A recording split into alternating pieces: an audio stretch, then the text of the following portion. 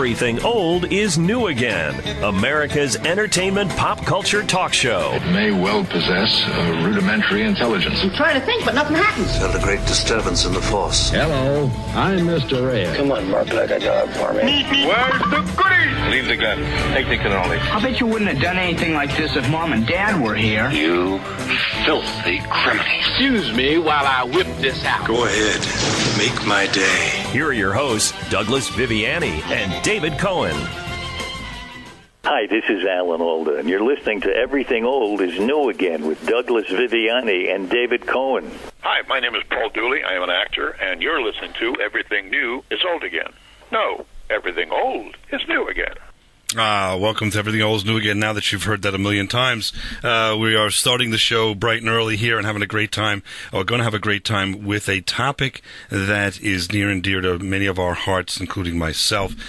This is Douglas Viviani. David Cohen is not going to be able to be here today, but serving as our substitute, if you will, guest hosts, we have two individuals who have produced a work that I think is well worth your time to investigate and read, and I'm telling you, we're going to dive into the haunted Long Island mysteries with award-winning author and historian Kerriann Flanagan Brosky, along with medium and paranormal investigator Joe Giaquinto.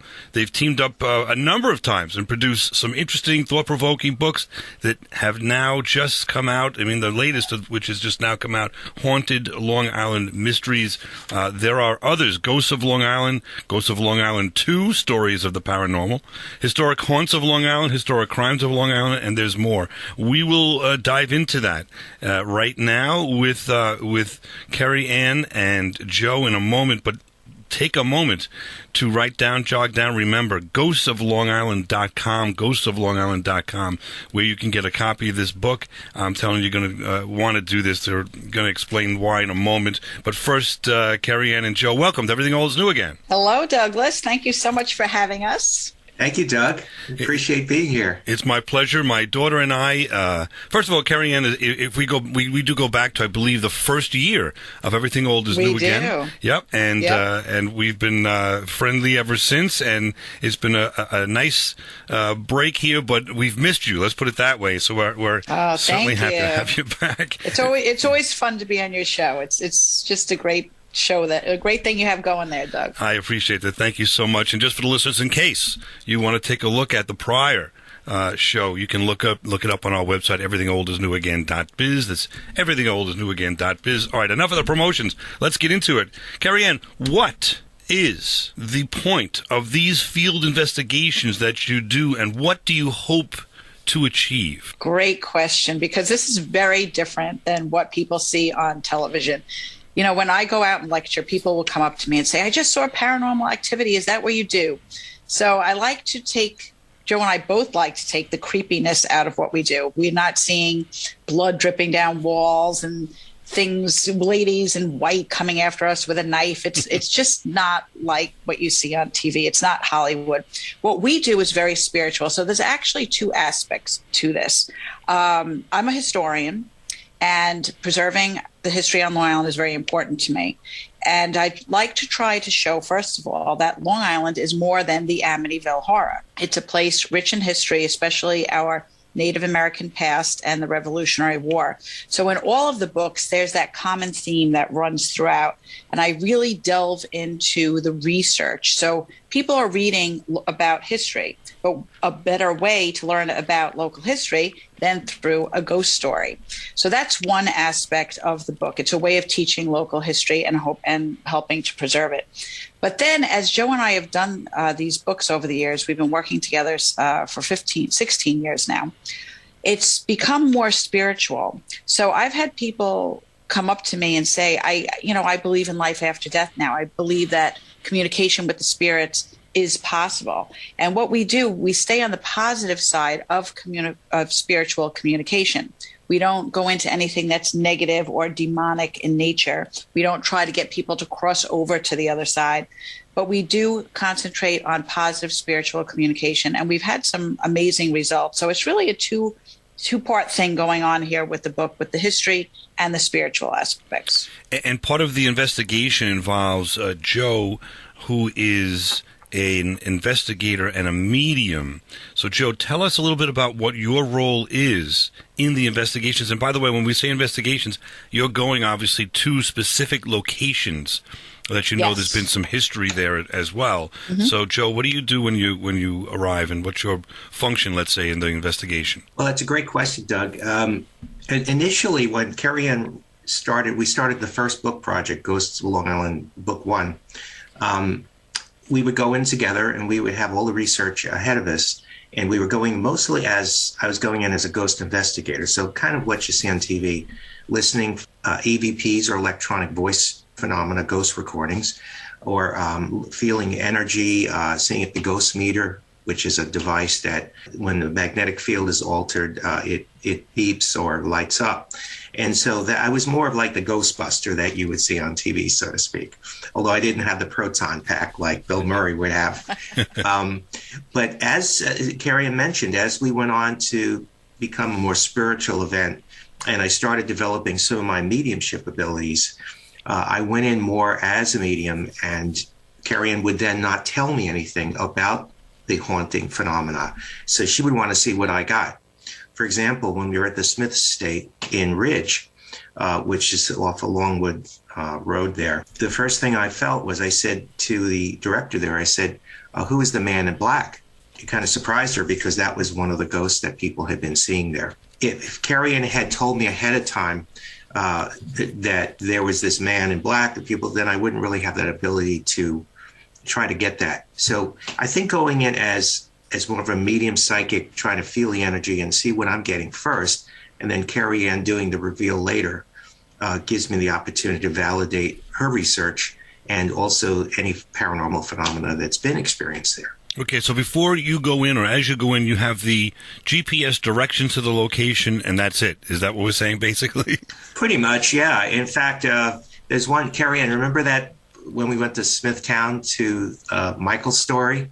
In one of your previous books. I didn't know anything about it. I didn't even know where the place was located. I had no GPS going, and I was just following her SUV.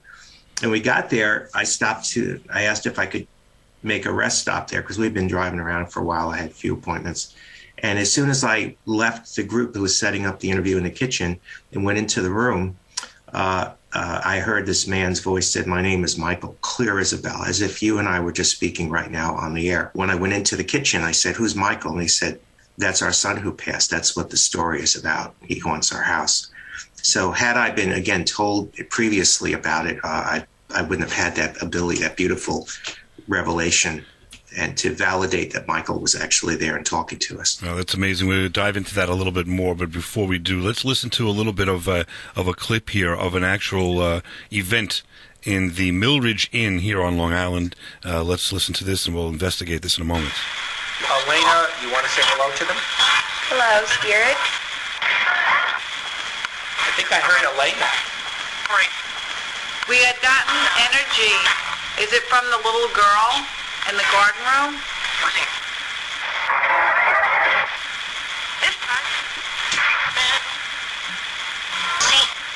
Me. I heard me. Is the little girl that got burned in the fire with us today? I think she said hi. Are you here with us? Okay, a little hard to hear, but we can investigate that a little further here. There's a story behind that. Tell us what we were listening to there. That was actually the first investigation for the new book. So that was back in 2019. And Elena is the banquet manager, and she had a lot of experiences. And what makes this book also interesting, I think, is that I take the reader on the actual journey of what it's like for us to do these investigations and to interview these people. So when you read the book, you will be following along. It's not just straight history and then, all right, this is what happened, from a paranormal standpoint. You read the interview with the people that we're talking to. So Elena is one of those people that you could read the interview. But what that clip is, and again, it was hard to hear, was us communicating and asking questions of the spirits that are in the Millridge Inn. And Joe can explain this further as far as the different EVPs, because in our early days, we concentrated on white noise EVPs, which are just on a recorder. So for instance, when I first started working with Joe, and I've always been open to things, but Joe had said to me, well, what are you going to use to interview people with? Because, for the book, I had to have everything accurate. I have to transcribe and whatnot. So I showed him a Radio Shack recorder, and he said, well, I hope that you understand that you may get the voice of a spirit leaving it. So I thought this was a little crazy. And it wasn't until the very first investigation that we had, again, this is going back to Ghosts of Long Island. Joe was late. We were having some nor'easter, and I was in a house in Greenlawn that hadn't had any activity in it, at all. We're going to stop right there for a moment. Holy smokes. Okay, that's a cliffhanger. We're entering the building, and we'll be back right at this Everything Old Do Again to find out what happened on Everything Old Do Again with Kerriann Brosky. Listen, hauntedlongislandmysteries.com. Go there. Find this book. You're going to want it for a gift for the holidays and more. We'll be back right at this Everything Old Do Again.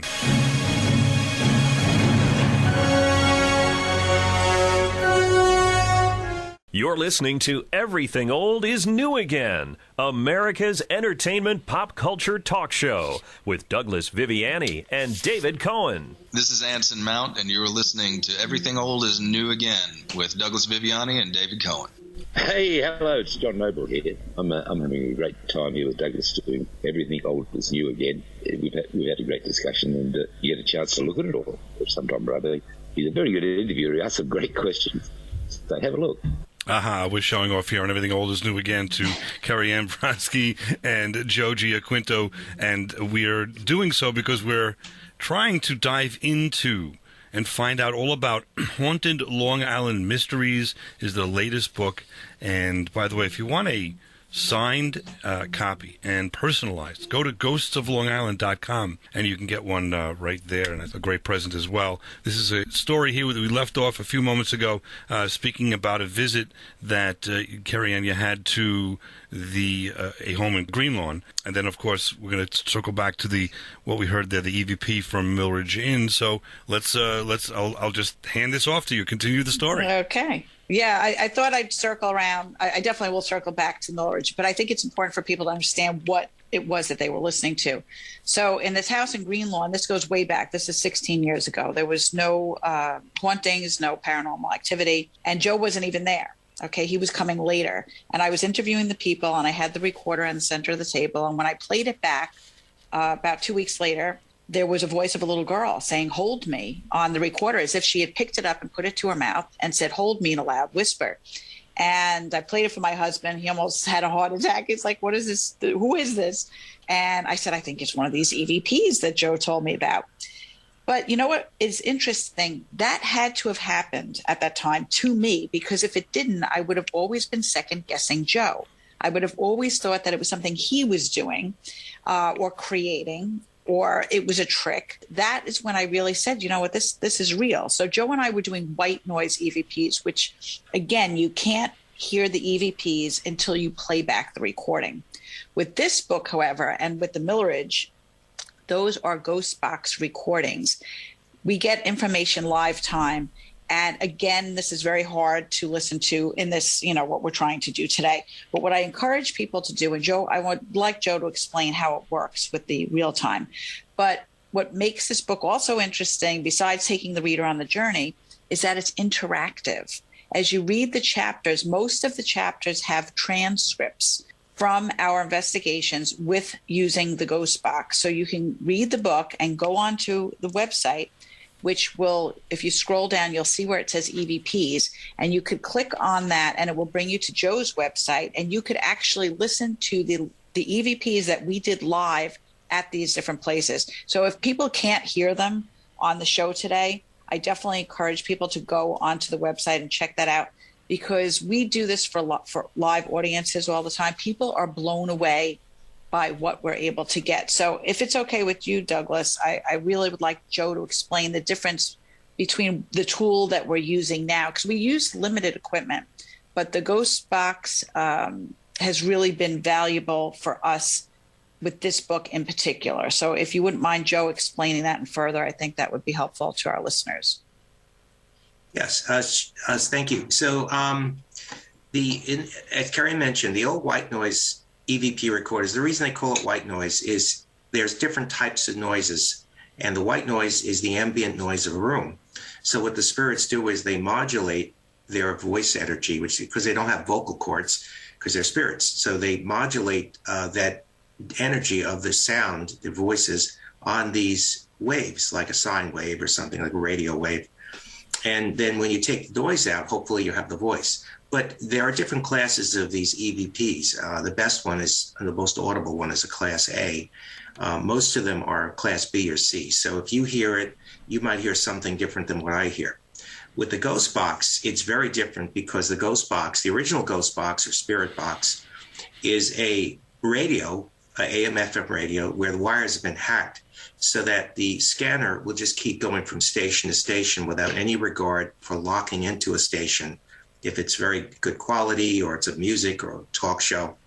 And what the spirits do, they monkey with that scanner to stop the scanner right at the words that someone is saying on the air. For example, let's say the weatherman is saying that tomorrow's going to be a beautiful day, and we ask the spirits, what's heaven like? And they will stop the scanner right when the guy says, it's beautiful, see? And so what you get with the ghost box, not only can you hear what's going on right away, you don't have to play it back later, but you also, it's real-time communication, which makes it amazing for conversation with spirits, because we can actually ask them a question, get a response, or they can comment on something we say, and then we can respond back to that in real time.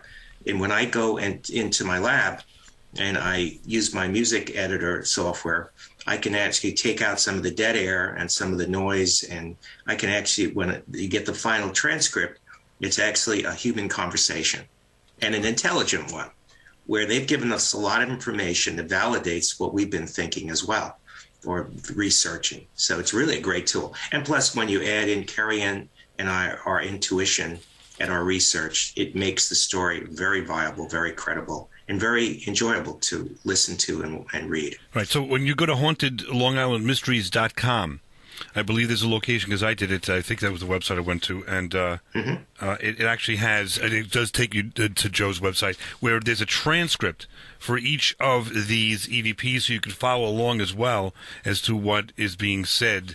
So that takes it to another dimension, which is great. Speaking of which, we go back to the Millridge with Kerriann, and what were we talking about there? What did we listen to, and what happened there?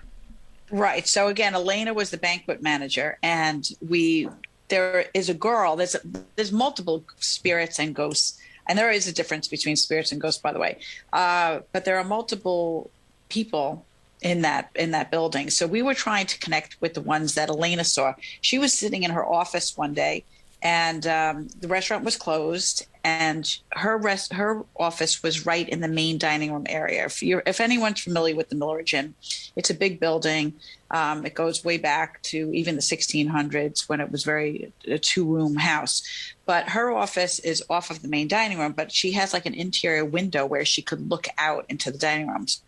So it was a Monday in the summer many years ago, and she was in the building by herself, which she didn't really like, because the doors on the second and the third floor would often open and close, and you'd hear them.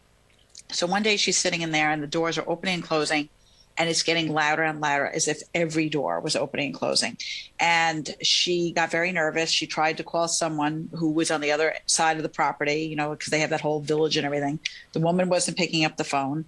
And she's like, I'm getting really scared just being here. And interviewing her, you could see she wasn't making this up. She was visibly upset. And all of a sudden, she looks out that interior window into the empty dining room, and she sees a shadow figure literally sprinting across the dining room. She was terrified. I mean, again, these things can't do anything to you, but when you're not used to seeing something like that, it's going to be frightening, especially if you're alone. So she decided to try to call the woman again, to no avail. Then she took her cell phone, her pocketbook, and she made a run for it and got out of there. But so we don't really know who that shadow figure was or who was causing the doors to open and close. But some of the other employees told us about a little girl that they see, and that they believe that there was a rumor that there was a girl that was burned in a fire in the house. So that was our conversation with Elena that day. We were trying to figure out who and make a connection as to who it was. It was a little bit more difficult at the Millridge because there are so many other spirits. Some of our other ones, for instance, when Joe and I were at the Brewster House in Setauket, which is a goes back to the Revolutionary War. I'm going to stop you there because we have the clip. Let's listen to the Brewster house, and we'll go right to there. So, is there anything you want to tell us about this house as we walk around?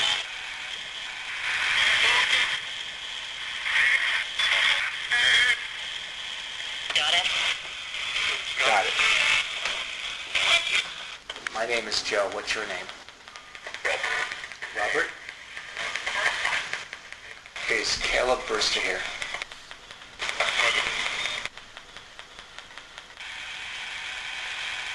Amazing orbs upstairs in the attic of the Brewster house.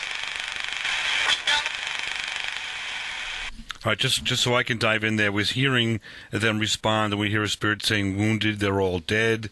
We're hearing a spirit say his name, Robert. We're hearing a spirit say that Caleb Brewster is present, in essence. They're saying thank you, and they are interacting. So maybe we could dive into that for 2 minutes here, Kerriann. Yeah, and again, definitely listen to this if you can. I'm finding it very difficult to hear on, through the radio. So if they go onto the website, they could listen. Joe and I were in the house by ourselves, and we had been walking around, and it has a great history to it. And we went up into the attic where we know that a lot of people had been sleeping there at one time, living there. And we were photographing, and we weren't getting anything. And we treat the spirits with respect because they're people. Okay, we're not demanding them to perform. We're not trying to have anything happen. If we get things, great. If we don't, we understand. So I had said to the spirits, we're doing this for educational purposes. We'd like to see if you can let us know that you're here. Give us some kind of a sign, with our photographs.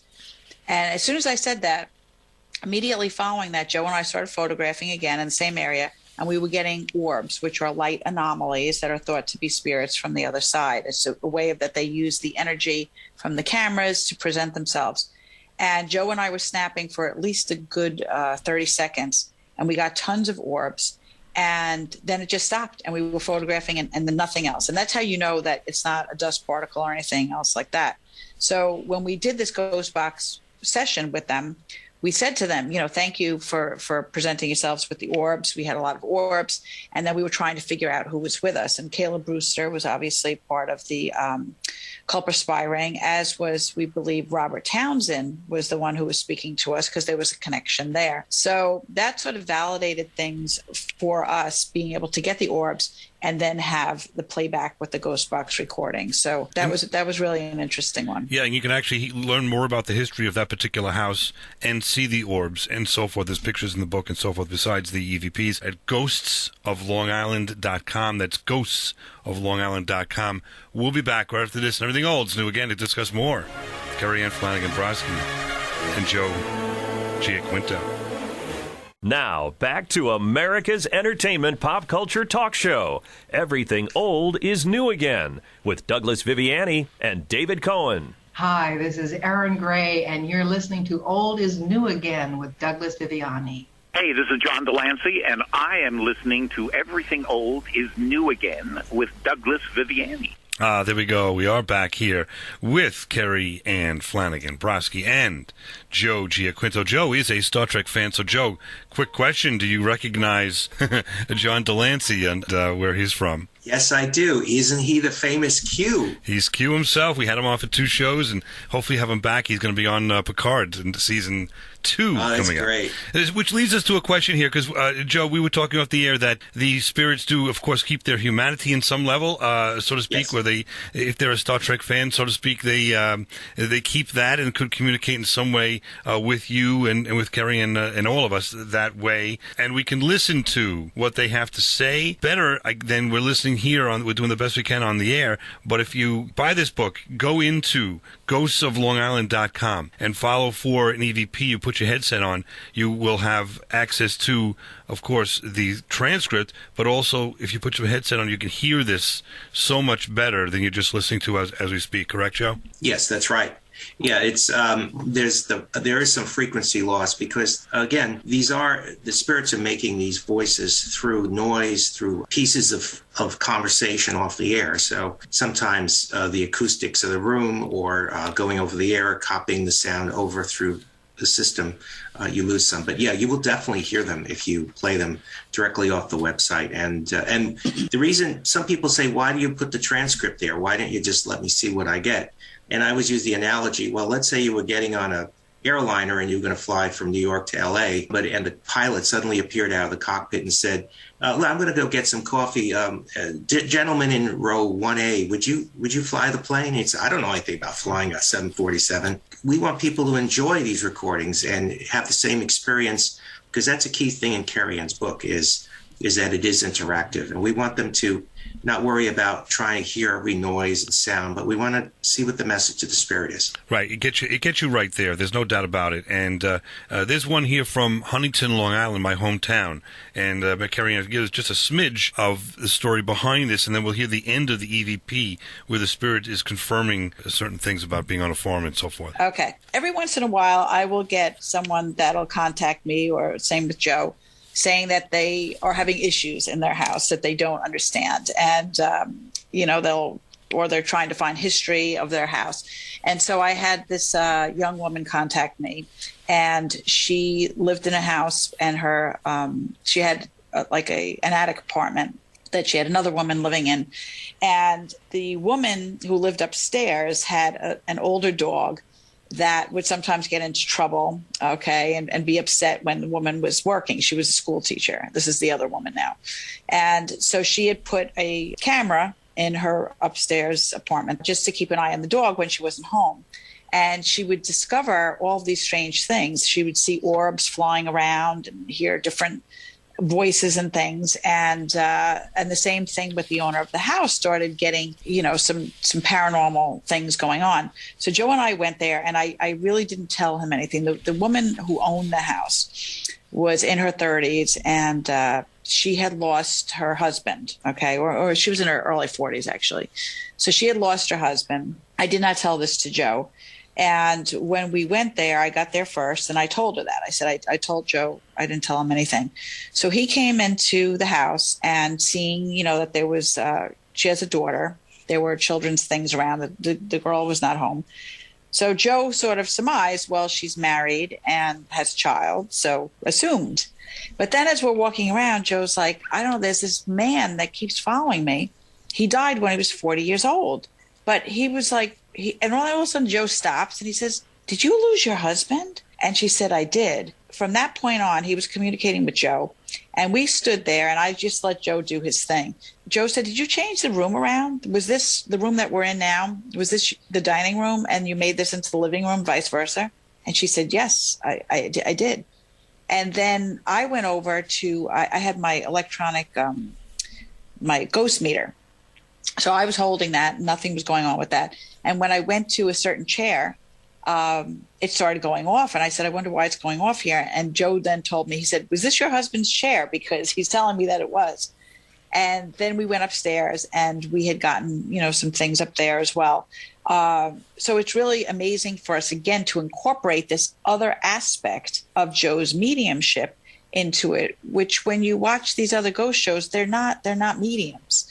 They're not able to do this kind of thing. So to be able to concentrate on that story, and that's why I like to put a private home in here or there, because it's not, ghosts and spirits are not just limited to historical properties. I would say 9 out of 10 people have had experiences in their life that they can't explain. And the communication that we had with her husband and the tenant's husband, who died tragically, which Joe also picked up on, brought them so much comfort that they didn't want us to leave. We were there for hours. And so it was a very positive experience for them, and very validating as well. Let's just hear a clip of it. It's a small little part of it. I know we're going to widen the horizons here a little bit. Just kind of stay tuned and try the best you can to listen to what we have here. We would like to know more about the history. Was this a farm? Was this a dairy farm? That's right. That's right. That's right. There were cows here? Do you like being here with all of us? Good.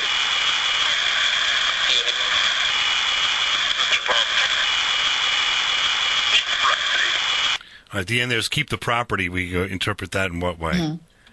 Mm-hmm. That we believe because she was debating whether or not she should sell. And it was her husband's property originally, and he loved it. And we believe that it was him telling her to keep the property. That's amazing. Now, Joe, how did you develop this capability to hear, so to speak, and I don't know if you see, but at least feel the presence of those who have passed? Well, that's interesting because when I do my events or I go out and do readings, people always ask that, and I tell them we all have this ability. There's nothing special about what I do. Anybody that claims that they're better than anyone and they've got this special gift and only they have it, they're just not being truthful, because we all have this. We all are spirits in basically a rental car body, if you want to think of it that way. So with a driver, when the body dies, the driver goes on to the next life. So the body is just a tool that we use, that our soul uses. And so with that idea, developing it is really just a matter of practicing it, using it, and focusing on using it, and tuning in to all of the data that we get from this sort of spiritual internet that's going on all day long. It's always interesting when I ask the members in my groups to journal their experiences. I've done it myself. And within 5 minutes of journaling something, I start getting things. Here's a quick funny story.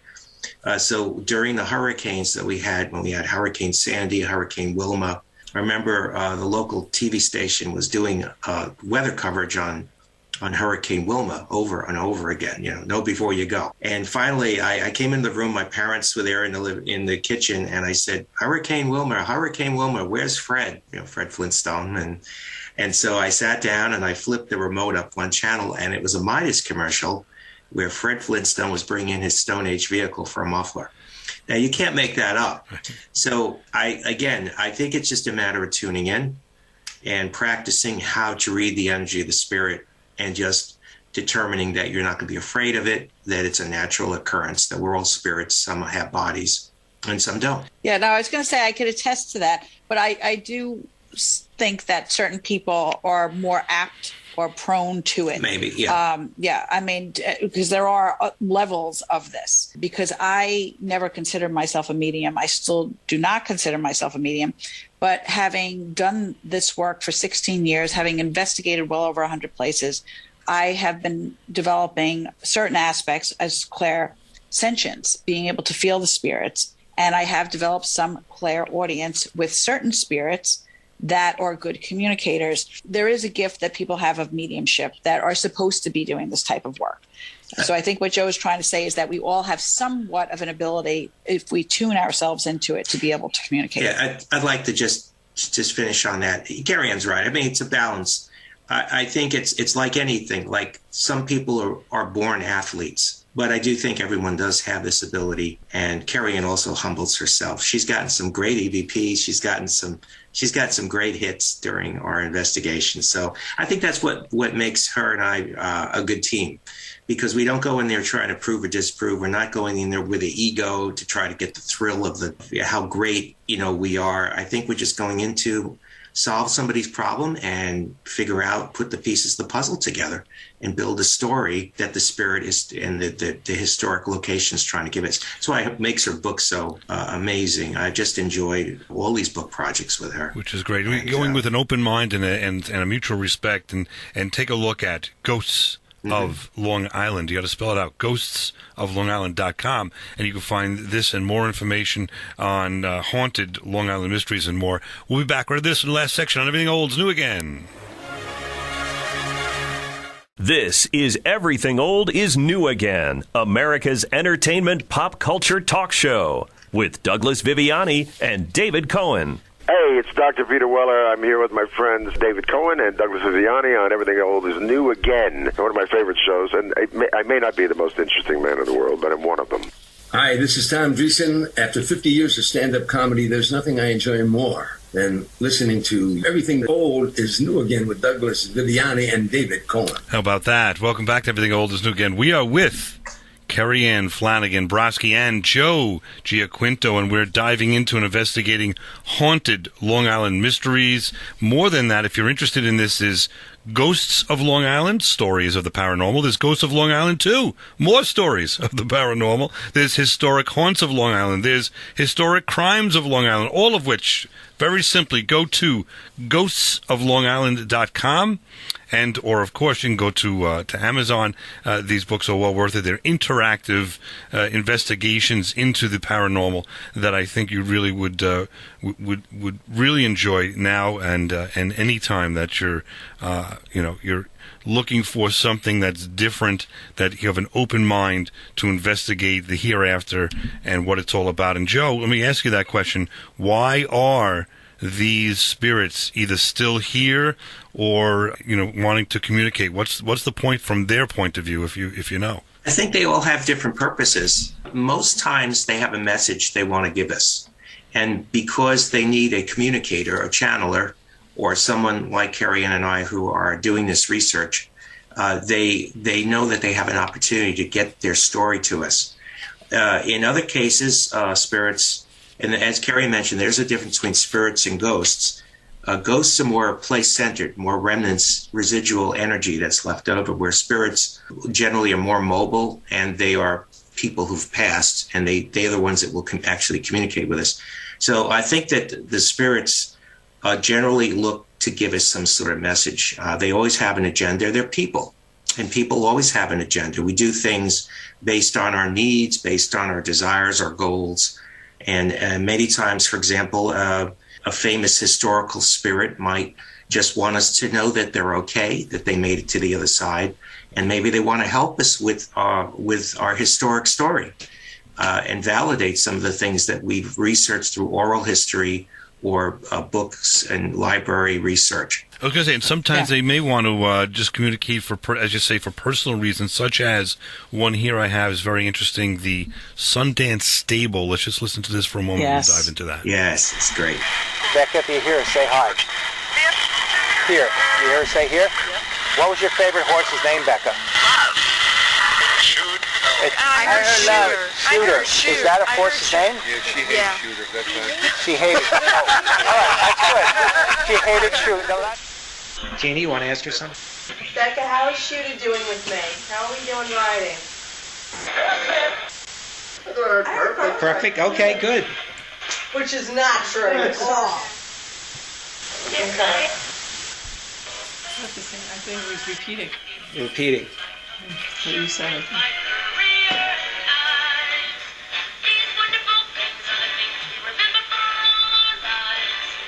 Okay. What movie is that from? Becca and I used to sing that song. Yeah. Really? That song? Yeah. Not bad. Talk to your father. Hi, Dad. Did you hear that? Hi, Dad. Okay, so we'll go into this in a moment, but just so I can summarize, it sounds to me, at the very least, that someone passed away, loves a particular song, of course has a sense of humor before that, and played a particular song that to her family member would mean something to her individually to kind of show that she is here. And to me, the way I've read that in the book and the way I read that in the interpretation of the EVP in my world is at the very least she was just trying to communicate, say, I'm here, I'm still who I was, I still have a sense of humor, I have a connection because I've showed you about this particular horse that I loved, this song that I loved, and by the way, hi, Dad, and so forth. Is that sort of the message of this one? That's it. Yes, yeah. you got it, Douglas. And the Rebecca story is to me the most powerful story in the book. I end the book with that. Our original, it was actually part of another story on Sundance Stable out in Manorville, which has had a lot of paranormal activity as far as apparitions and things like that. But Rebecca Weisbard was a very, very talented rider on her way to the Olympics. And she died in a tragic riding accident in 2016 at the age of 22. And it was a very powerful story discussing this with her parents and the communication that they have had with her since her passing. And people get worried, like, oh, well, if you have communication, then that means that maybe they're not in heaven. I mean, I'm a Catholic, so I believe that the afterworld is heaven, but whatever your belief is. But they're where they're supposed to be, but they want to still be a part of our world and let us know that they're fine and that they do know what's going on. And the communication that they have had, that Joe has had, and that I have had with Rebecca has been incredible. She literally was in my office with me when I was writing the story. And I called Joe. I said, either I'm losing my mind or Rebecca Weisbard's in my office. And I could hear her. Again, she's a very good communicator. And I jotted down some things that I thought I heard her say. And I called her mother up and I said, I just need to know, is this, something she would say? And there was silence on the phone. And then her mother said, my daughter was in your office. She says, it's remarkable. And to get the story out, to keep her life alive, because the whole point of the story, too, is that, yes, it was a life cut short, but it was a life that was still well lived and that continues. And it brought so much comfort to her family and to anyone who has read the book, who has lost someone. It's painful because we want the physical. We want to hug them. We want to see them. And that's not possible. But they do know what's going on in our worlds, and they can be standing right next to us sometimes and we don't even know. And I'd like to just add one quick thing, which we've never really talked about before, Kerriann, but what we do enables the spirit, like Rebecca, to continue her work in this physical world, even though she's physically not here. That, in fact, as a perfect example, her family has started a fundraising effort for her called Ride for Becca. And because of Becca's interaction, I think that has motivated the family to continue this work. And it's gotten other people interested because through the book, people said, wow, that's interesting. I should check out their fundraiser, because that fundraiser is geared to help bring in young riders who normally wouldn't be able to afford the training necessary to compete in these different competitions. So I think that's one side benefit of the spirits communicating with us, is that they can continue giving their input and helping people on this earthly plane where the spirits have a bigger perspective. They could see the forest over the trees. And they also can present to us, in some ways people need proof, right? And that, what we just heard there, it provides, at least for the immediate family, if not for all of those with an open mind. Definitely grieving and comfort. Right, and the idea that there is something beyond this, and that you still live on. So I think that's another wonderful message that you can get from Haunted Long Island Mysteries. And if you want a signed and personalized copy, feel free to go to ghostsoflongisland.com, ghostsoflongisland.com, and you can get Kerriann Flanagan Brosky to do that, and it's well worth it. And while you're there, and or on Amazon, I think what will happen is, if you haven't read these before, you're going to read and interact with this book on the computer. You're going to look at the photographs. You're going to hear this show. You're going to go ahead and look at Amazon and say, wait a minute, what about Ghosts of Long Island 1 and 2? What about historic haunts of Long Island? What about historic crimes? And by the way, just because they're on Long Island, that's just because that's where we are. Doesn't mean that this doesn't happen all over the country and all over the world. So it's such an interesting thing, because here on Long Island, the last thing, Kerriann, is that, you're a historian. You do review the history of lots of these places. There's so many more than we've gone through here, and just to see, the interaction with historical, so to speak, figures, people that have lived on these particular properties, make it come alive even more, because you hear their background and you hear how they passed away maybe, and they're telling you that, or something about slave trading and so forth. It's a very interesting book that covers history as well. If you can speak to that just for a moment, Yes. I mean, that's what it is. I always say I'm a historian first, a ghost investigator second. And again, what better way to teach local history than through a ghost story? But yeah, the stories are fascinating, no matter where you live. You don't have to live on Long Island to enjoy these histories and things. And it really is a remarkable, way to preserve our history and to get it down in the written form for generations to read about. I've had parents come up to me. I mean, this is an adult book, but parents have said to me, thank you for writing this book, because my children are learning local history because it's interesting.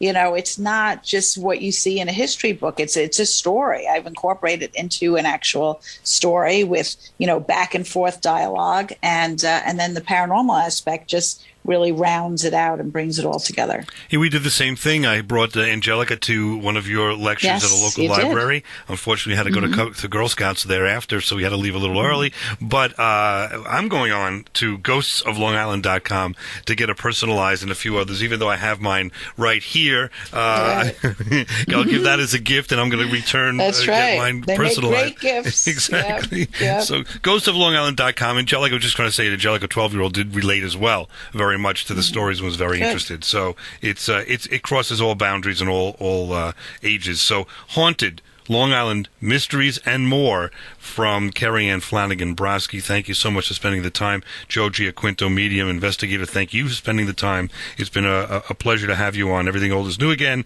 And again, ghostsoflongisland.com. Thanks so much, Douglas. Thank you, Doug. It's my pleasure. I'm looking forward to the next one, and we'll have you back. Yes, exactly. Great show. Thank you. Enjoy. We'll be back next week. Everything Old is New Again. All your fun, entertainment, pop culture right here.